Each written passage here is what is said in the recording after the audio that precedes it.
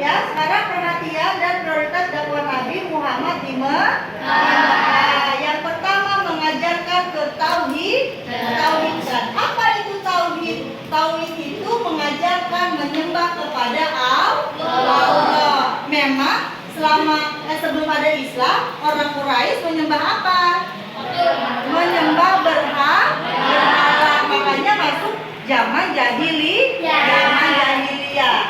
Lalu meninggalkan agar apa untuk menyembah Allah? Meninggalkan ajaran sesat seperti menyembah berhala. Ya. Kemudian yang kedua, memberi kabar tentang hari pembalasan. Ternyata orang-orang kafir Quraisy itu nggak percaya sama hari pembalasan, sama hari kebangkitan. Mereka kira kalau sudah meninggal ya sudah, mati saja, terkubur sudah, nggak ada lagi kehidupan selanjutnya.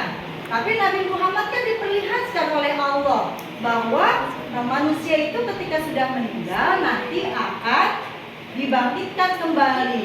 Yang baik nanti balasannya di surga, yang melakukan keburukan dan dosa balasannya di neraka. Kamu juga ya. Nah, kemudian apa itu? Masyarakat pra-Islam tidak percaya pada hari kebangkitan. Ya.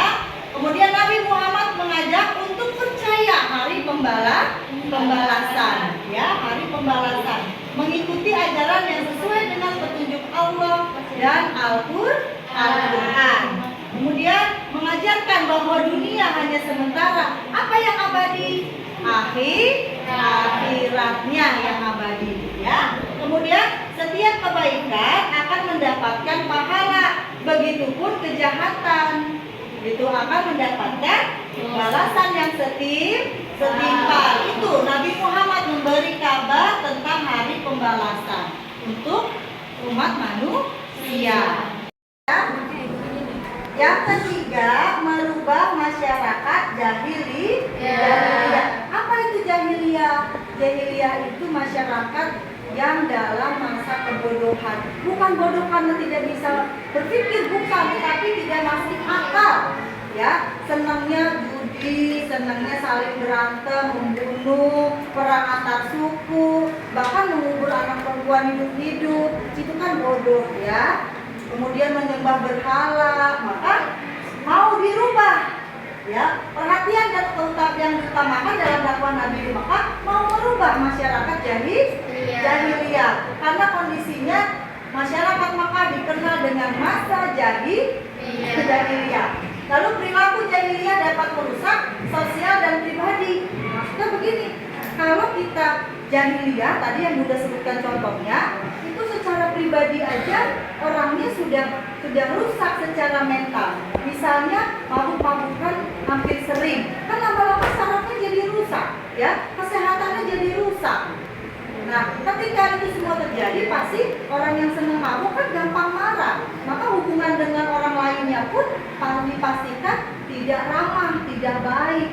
Sehingga jahiliyah ini, perilaku jahiliyah merusak tatanan sosial. Karena gara-gara jahiliyah jadi sering perang antar suku. Ya. Kemudian Nabi Muhammad bertahap merubah perilaku masyarakat jahiliyah. Enggak sebentar, tapi pelan-pelan. Ya, pelan-pelan dirubahnya. Karena kebiasaan jahiliyah sudah terjadi bertahun-tahun, berpuluh-puluh tahun, sudah turun-temurun, jadi tidak mudah untuk dirubah. Kemudian yang terakhir, Nabi Muhammad memberi contoh dalam perilaku sehari-hari. Dicontohkan dengan baik, gitu kan? Bagaimana akhlak yang mulia. Makanya kita sebagai umatnya juga begitu. Gak usah contoh artis-artis yang terkenal, gak usah, contoh langsung Nabi Muhammad dalam kehidupan berakhlak yang baik dengan orang lain. Ya. Lalu yang keempat, Islam itu mengangkat hak asasi manusia. Dulu di Makkah ada perbudakan. Ketika Islam Islam mengajarkan perbudakannya nggak boleh ada perbudakan. Kamu tahu nggak budak pada saat itu? Budak itu bisa diperjualbelikan kayak hewan. Kalau yang gemuk, tenaganya masih banyak, harganya mahal. Kalau yang kurus, udah sakit-sakitan, harganya Bahkan bisa juga, boleh juga kalau kesal dipukul, boleh juga Pak tidak dikasih makan, misalnya seperti itu. Itu nggak boleh. Maka Islam dilarang perbudakan. Kemudian Islam juga mengangkat martabat fakir miskin dan du'afa dalam bentuk zakatnya, sedekahnya. Jadi orang miskin gak merasa rendah hati, rendah diri gitu. Dan orang yang tidak masuk Islam tidak boleh menghina fakir miskin. Kalau kita ada uang lebih kaya dari mereka, maka zakati, maka sedekahi. Itu ajaran dari Islam, karena Islam mengangkat martabat fakir miskin dan du'afa.